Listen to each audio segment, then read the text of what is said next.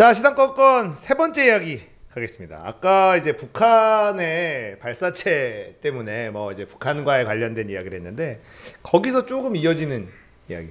통일 꼭 해야 되는 건가? 네. 이 얘기를 좀 나눠보려고.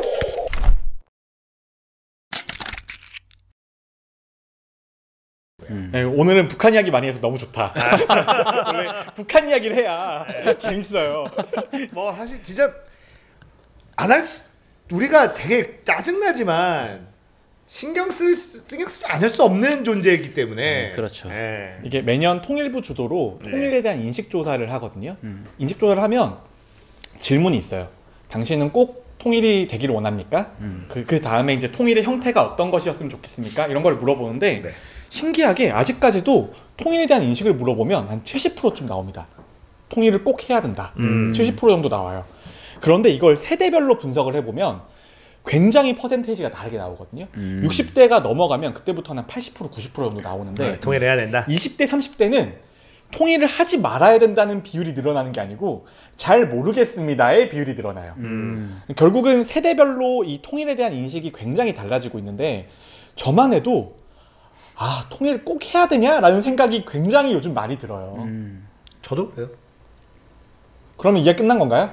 클립 1분 30초? 아니 뭐 저는 근데 이런 생각이 들어요. 요즘에는 예전에 좀 안 그랬는데 요즘에 뭐 북한의 경제 상황이라든지 뭐 이런 저런 걸 이렇게 보면 안 좋다 안 좋다라는 얘기는 많이 들었지만 결국은 이쪽에서 이제 감당을 해야 되지 않나라는 생각이 들더라고요.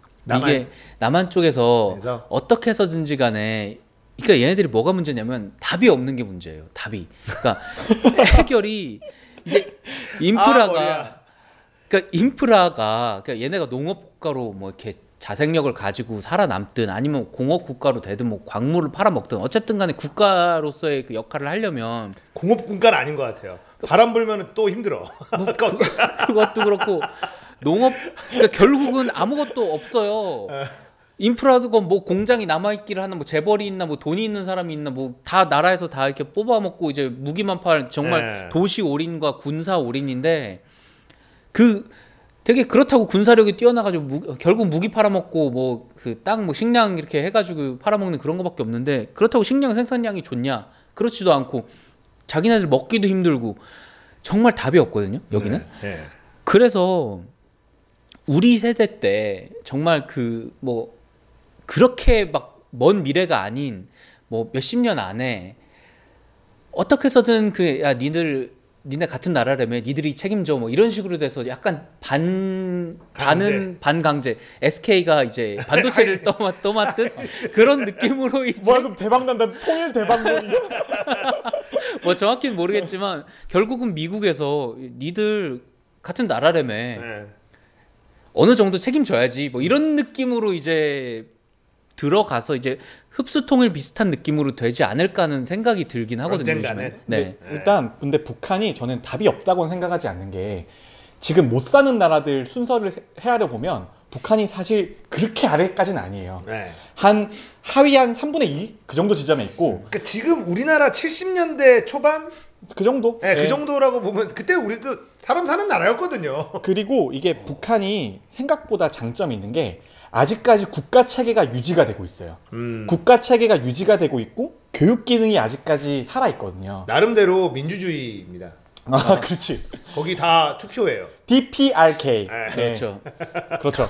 데모크라틱 아닙니까? 처음부터 시작하는 게. 트로피코에서 데모크라틱을 선택하는 것 같은 느낌이긴 하지만. 그렇죠. 그래서 일단 북한이 기본적으로 이번에 개성공단에서 오랫동안 개성공단 그래도 몇 년 이상 유지가 됐잖아요. 개성공단에서 운영하시는 분들을 강연 같은 데 들어보면 생각보다 노동자의 질이 높다는 이야기를 해요. 그러니까 이게 그분들이 주로 섬유산업 같은 걸 많이 하셨던 분들이니까 방글라데시도 가봤고 그 다음에 베트남도 가봤고 여러 군데를 돌아다니다가 다시 북한도 가신 분들이거든요. 그런 분들이 여러 나라 사이의 노동자의 특성을 비교해서 설명을 해주는 걸 봤을 때 북한 사람들이 노동자로서의 가치는 아직까지 충분히 있고 그 다음에 지금 베트남이랑 그 다음에 동남아시아 국가들 있잖아요. 동남아시아 국가들이 최근에 한 10년, 15년 동안 경제 성장률이 장난 아니었어요. 그렇죠. 그래서 임금 수준이 정말 높아진 거예요. 지금 이제 노동집약적 산업을 하려면 베트남을 갈 게 아니고 거의 아프리카를 가야 될 수준인 거예요. 그러면 거기에서 이제 동남아시아 대비 북한이 그래도 아직까지는 10년에서 15년 정도의 메리트가 있는 거예요. 10년에서 15년 정도는 그 인구의 노동력을 그래도 우리가 가지고 쓸 수 있는 그 피리어드가 어느 정도 있긴 있는 거죠. 네. 그 2,500만이라는 그 인구 자체는 사실 우리가 써볼 만한 자원이긴 해요. 근데 거기에 냉정하게 자본주의 시각에서 잣대로 보면, 시각에서 봤을 때 근데 자본주의적인 시각에서 봤을 때 또 생각해 보면 어떤 기업이든 들어갔을 때 한 몇 년은 굴려야 본전을 뽑고 그 이상 굴리면 이제 이익을 보겠다라는 생각이 들잖아요. 그렇죠. 공장을 세우려면. 그런데 북한이잖아요. 이게 정말 갑자기 뜬금없이 그 개성공단에도 한번 그 전력이 한번 있어요. 그런 걸 생각을 하면은 그 기업 입장에서 적은 노동력이라는 메리트가 있지만 북한이라는 디메리트가 또 같이 있는 거예요. 그 노동 비용은 그렇죠. 적지만 에이. 정치 비용이 굉장히 큰. 그래서 여기가 지금 그 노동 그 질이 높고 그리고 그랬던 거는 제가 봤을 때는 미국이 막기 전이라고 생각해요. 미국이 봉쇄를 함으로써 그 공장에서 만들면 뭐합니까? 그 내부에서 이게 다 하든지 아니면은 적어도 중국에는 갖다 팔아야 되는데 이게 문제를 미국이 막기 전에 박근혜가 막았잖아요. 개성공단은. 아니 개성공단이 아니라 이제 수출을 막는다는 거죠. 그 공장을 돌려가지고 제가 봤을 때는 아마 지금 이렇게 됐어도 개성공단은 돌아가고 있을 확률이 있어요. 뭐 그럴 수 있죠. 약간의 그런 범퍼 역할로 평화의 그런 범퍼 역할로 이거를 건드리는 건 최후의 보루 이렇게 해서 유엔 제재에도 개성공단은 예외로 그냥 저기는 어쨌든 북한의 노동력을 이용하고 남한에서 경제활동을 하는 거니 그거는 놔뒀을 확률이 저는 되게 높다고 생각하고 있거든요. 그거를 그냥 문을 닫아버렸으니까 남한 정부가 그냥 하지마 이렇게 해버렸으니까. 그럼 일단 기본적으로 스탠스는 그럼 카스맨님은 통일은 필요 없다? 통일을 하는 게 뭐 이익이냐를 따지면은 그렇기는 한데 근데 필요 없다까지는 아닌 것 같아요. 마음속에서 어느 정도는 해야 된다? 왜냐면은 하이닉스를 보면 어떻게 될지 모르니까. 저는 기본적으로 통일은 찬성이에요. 근데 찬성이에요. 네. 연방제 통일에 네. 대한 이야기를 많이 하잖아요. 네. 저는 연방제 통일에 찬성하는 주의예요. 어우 아주 순혈 빨갱이신데. 이게 고려? 이게 고려 연방제예요? 고려 연방. 그러니까 사실은 연방제라는 말이 어렸을 때 뭔지 몰랐어. 연방제라는 게 뭔지 몰랐고 그리고 이제 우리가 중학교 고등학교 도덕이나 사회 시간에 우리는 북한이 주장하는 통일이 연방제고 그래서 연방제는 그냥 나쁜 건 줄 알았어요. 막에는 뭔지 설명을 잘하고 연방제를 주장을 하고. 근데 사장님이 건담은 안 보셨나 보다. 건담 보면이 연방은 좋은 곳인데. 막 그래서 약간 그 색깔이 덮여 써져 있는 소비에트 연방. 네, 그런 거죠. 근데 미국도 연방이고 네. 독일도 연방이고 연방제로 그렇죠. 통일한 데가 되게 많아요. 네, 맞아요. 네. 그래서 저는 사실은 이득충이거든요. 연방제로 가야 우리가 최대한의 이득을 얻을 수 있다라는 생각을 갖고 있어요. 그러니까 연방제로 간다는 건 북한을 국가로 인정하자는 거죠. 북한을 국가로 인정 안 하면 여러 가지 피곤해. 북한을 국가로 인정을 해주고 교역을 하는 거죠. 그리고 얘네는 가진 게 없으니까 우리가 뭔가 들어가야 되잖아요. 그러면 이제 뭐 사용권 같은 거를 해서 개발을 해주고 거기 사용권을 갖고 오고 북한이 개방이 되면 중국, 뭐 러시아 이런 데서 다 깃발 꽂으러 들어올 거란 말이에요. 왜냐면은 괜찮으니까. 나쁘지 않아요. 위치가 나쁘지 않아요. 우리가 먼저 깃발 꽂아서 빨대를 우리가 먼저 꽂아야 된다.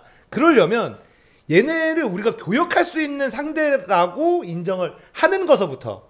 그래서 전쟁의 위협 우리가 이제 지금의 서로 간의 적대국이 아니라 교역할 수 있는 이웃 나라로 만드는 거죠.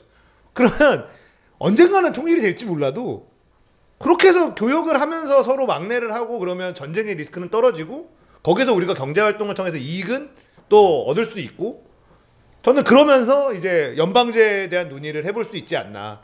저는 그렇게 생각을 해요. 이득을 좀 봤으면 좋겠다. 전쟁의 위험을 낮추면서. 근데 갑자기 통일을 하는 거, 흡수 통일 이거에 대해서는 이거를 감당할 수 있을까? 제가 봤을 때는 한 그 말씀을 하시면 그 국민의 33%의 지지율을 잃을 것 같은데. 저는 이득을 보고 싶어요. 북한을 상대로. 저희 이런 이야기하면 유튜브 구독자가 늘어날 수가 없어요. 저는 그 유튜브 구독자의 33%를 저희가 잃을 것 같은데. 근데 저는 어떻게 생각하냐면 저는 학자로서의 저는 네. 통일을 너무 보고 싶어요. 학자로서의 저는 뭘 하고 싶냐면 통일이 되면 북한에 가서 북한의 건강보험 제도를 제가 설계해 보고 싶어요. 그런 학자적 욕심이 있어요. 욕심이 있는데 개인적인 저로서 정말 나인 나로서는 저는 통일은 아예 바라지 않습니다. 통일은 전혀 바라지 않고 그냥 북한은 독립적인 국가, 우리나라도 독립적인 국가, 국가 대 국가로서의 관계를 유지를 하고 너는 너, 나는 나, 서로 잘 살자. 저도 약간 그런 주의예요. 네, 그 정도. 근데 그러다 보면은 어차피 우리가 한민족이었기 때문에 언젠가는 뭔가 얘기가 나올 수도 있고, 근데 전쟁의 위험을 어쨌든 낮추는 게 그렇죠. 목표죠. 예. 전쟁이 아니라 우리가 서로 왕래도 하고 교류도 하고 그러려면은 국가 대 국가가 일단은 돼야 되는 거죠. 저도 그런 식으로 지내는 게 베스트. 네, 이런 식으로 이제 이야기를 하게 되면 몇 가지 정의를 해야 돼요. 과연 네가 생각하는 나라는 뭐냐? 네가 생각하는 민족은 뭐냐? 그런 식의 많은 복잡한 개념 정의를 머릿속에 하고 넘어가야 이 대답이 나오는 건데 저는 기본적으로 국가는 영원히 영속할 수 있는 성질이 아니라고 생각하거든요. 국가는 언제든지 없어질 수 있고 합쳐질 수 있고 그런 존재라고 생각을 하고 그런 의미에서 보면 우리나라가 이제 벌써 50년 이상 거의 80년 가까이 다른 나라로 살아왔잖아요. 네. 80년 이상 다른 나라로 살아온 역사가 있고 그 다음에 80년 이상 거의 인적 교류가 거의 없었죠. 인적 교류가 없었으면 우리가 같은 말을 쓴다고 해서 그 나라가 우리나라 민족이라고 볼 것이냐. 지금 우리나라의 상당수의 사람들은 중국에 살고 있는 조선족을 우리나라 민족으로 인정하지 않으려고 하는 주의도 요즘 있잖아요. 아니에요. 역으로 그쪽 사람, 조선족 사람들이 자기가 한국 사람이라고 생각 안 생각하지 해요. 않은 그렇죠. 것도 중국인이라고 있어요. 생각해요. 네. 그게 갈라진 게 딱 우리 남한 북한 갈라진 그 시점이에요. 그 시점부터 차이가 생겼는데 지금 우리가 벌써 이렇게까지 많은 인식이 벌어져 있잖아요. 그 어떤 제가 댓글 보고 좀 놀랬냐면 통일되면 난민 2,500만 명이 생긴다라는 댓글이 있었어요. 그래서 그 말이 너무 혐오스럽기도 하지만 마음 한편으로는 저런 생각도 이해는 되는 거예요. 그렇죠. 저거 다 우리가 떠안아야 되는 거 아니냐. 결국 그거의 표현인 거라서 예. 우리가 그러면 북한에 대해서 어디까지 줄 수 있을 거냐. 그것도 좀 사회적인 합의가 필요한 건데 근데 저 같은 사람들은 이제 우리 세대만 해도 이미 북한이 우리나라랑 같은 나라라는 인식이 사실 저는 거의 없거든요. 저는 거의 없어요. 그리고 우리 애기들은 더 없을 거고요. 당연하죠. 네, 그렇게 됐을 때 이제 한 2050년 돼서 우리 통일하자라는 말이 나올 수 있을까?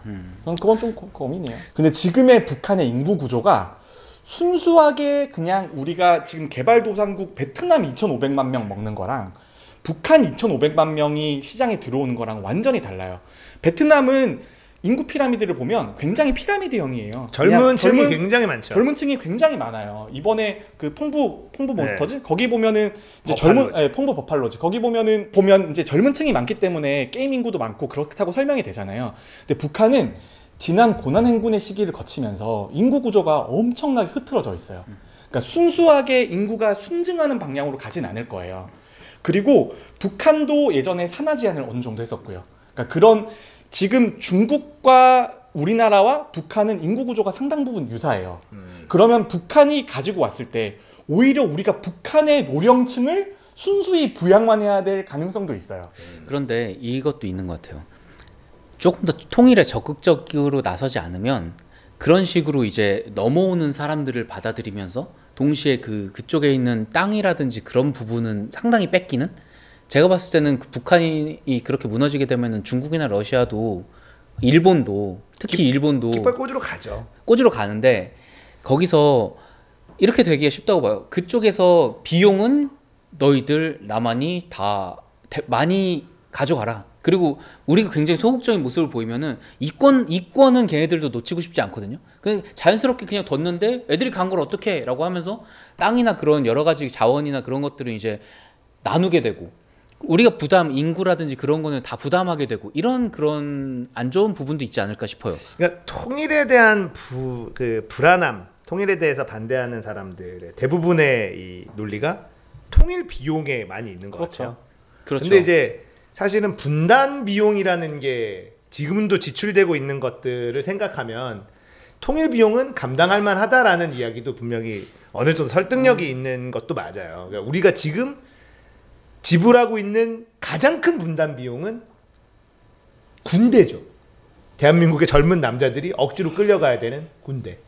그래, 나 초등학교 때 너 군대 갈 때쯤 되면 통일돼서 군대 안 간다고 그랬는데 지금 이제 우리 아들이 군대 가야 돼 이제. 그러니까 이 분담 비용은 어마어마한 거예요. 이게 단순히 돈 문제가 아니라 혈기왕성한 이 에너지 넘치는 인력들을 이거를 진짜 그냥 국가의 자본주의의 시선으로 보면 이 사람들을 무조건 군사훈련을 시켜서 군대에 가게 한다는 건 정말 국가적인 굉장한 낭비임에는 틀림없거든요. 엄청난 손실이고. 그래서 아니 방탄소년단도 군대를 가야 되고요. 손흥민도 갈 뻔했죠. 그리고 걔 해병대 가서 누구야 얼마 전에 여자애랑 남매인데 하던 애들 해병대 갔다가 악동 뮤지션 이런 애들 지금 해병대 가서 이제 머리 자르고 있고. 그러니까 그런 재기 넘치고 예술의 이런 사람들조차도 군대라는 틀 안에 딱 가둬가지고 그거를 해야 되는 국가잖아요. 방탄소년단 손흥민 얘기하는데 악동 뮤지션 얘기가 나오니까 갑자기 급이 떨어지잖아요. 근데 어쨌든 간에 그렇게 악동 뮤지션 나 좋아하는데. 네, 그렇게 정말 그런 예술을 하는 사람들은 이렇게 규제받지 않는 이 틀에서 좀 벗어나서 자유로운 생각을 할 수 있어야 되는데 그런 사람들조차도 군대를 가야 되는 이런 것들은 사실 국가적인 낭비임에는 틀림없어요. 그래서 그런 것들, 그런 분담 비용이라는 거를 또 구체적으로 따지고 보면 여러 가지 분담 비용이 굉장히 많이 있는데 그런 것들을 감안한다면 통일 비용이 과연 감당 못할 수준이냐?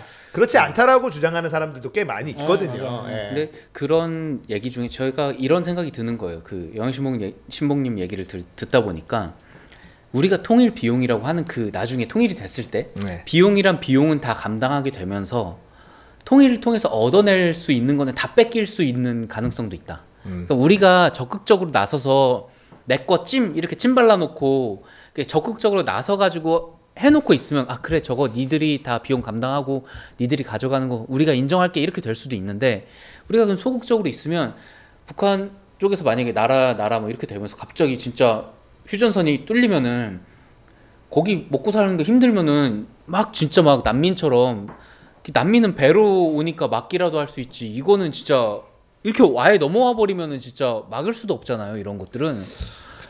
그런 비용은 비용대로 다 감당을 하면서 이득은 다 뺏기는 그런 결과도 될 수 있겠다는 생각이 좀 들더라고요. 그래서 사실은 제가 생각하는 거가 분단 비용은 줄이고 통일 비용도 줄이는 게 북한을 교역의 대상으로 만드는 거예요.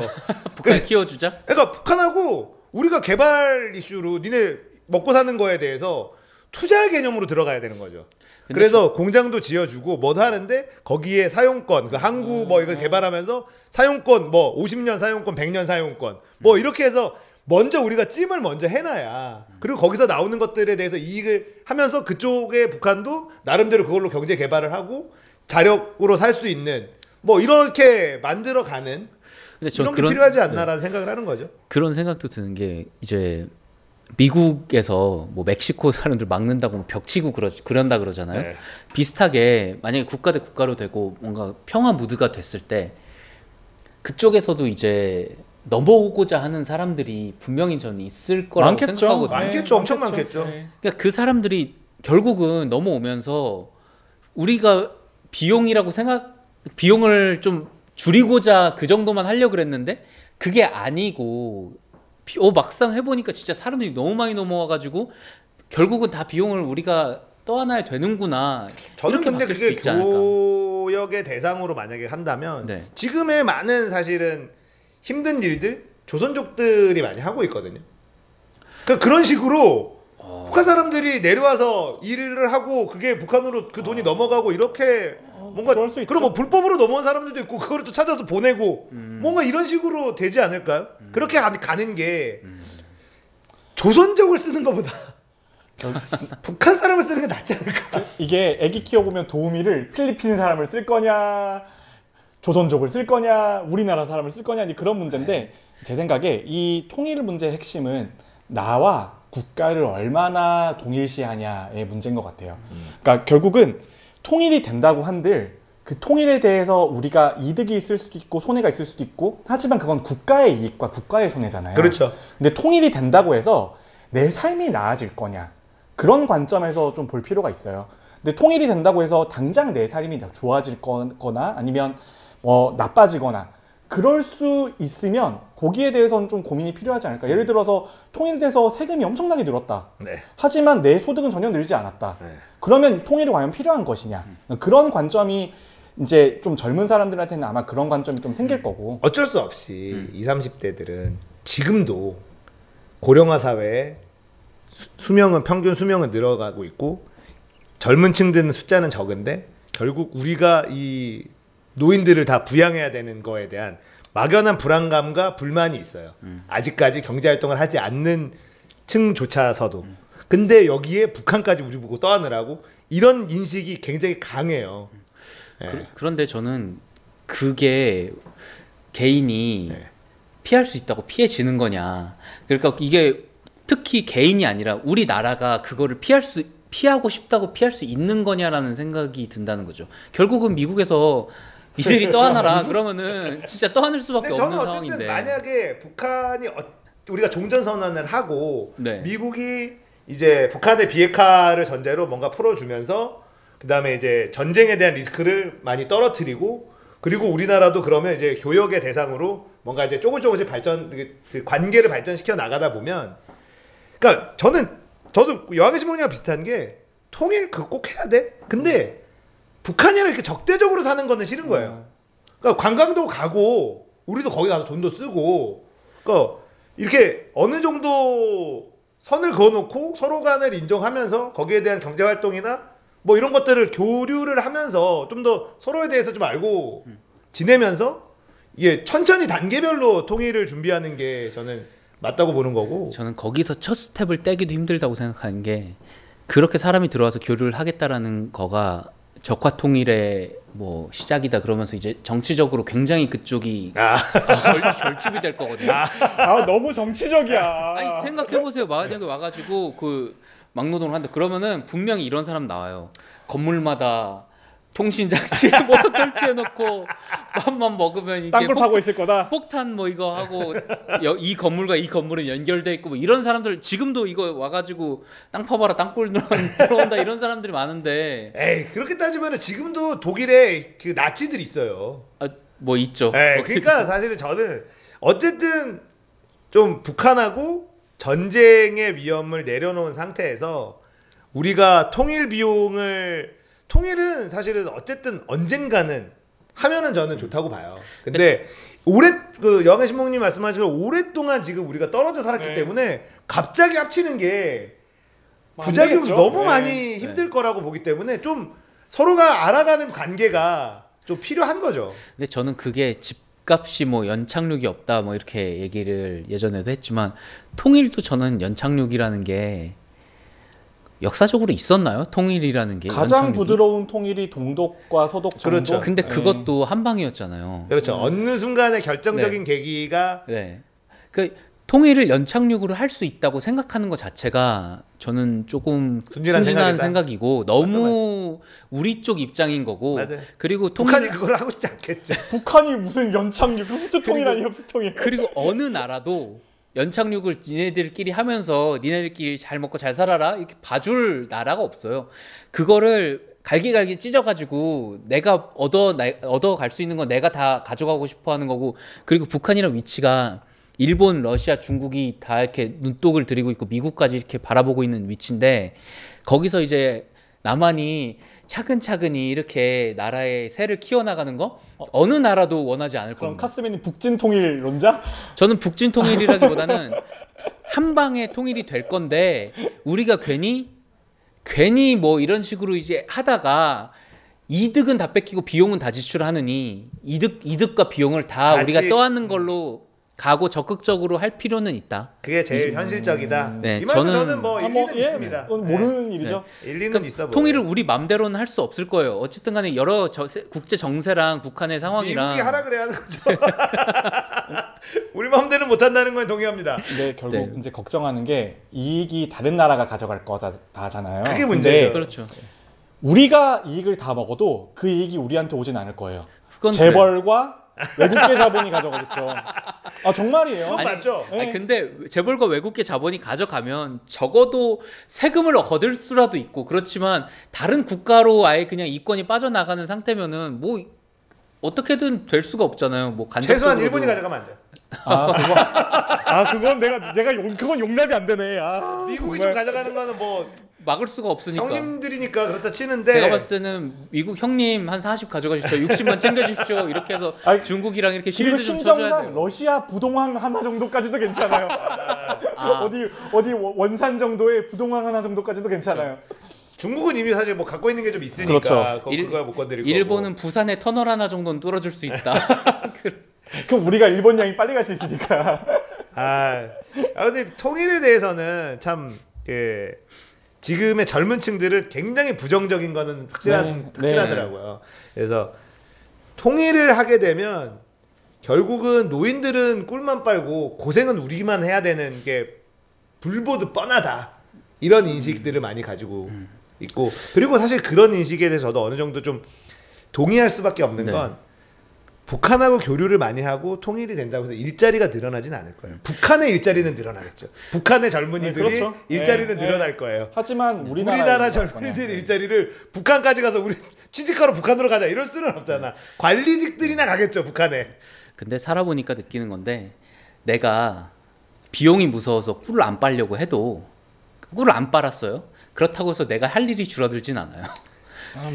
그것도 인정합니다. 매우 인정합니다. 정말 너무 뼈가 아픈 이야기라서. 정확한 얘기예요. 꿀을 빨 수 있을 때 꿀도 빨고 일을 하겠다라는 마음가짐으로 살아야지.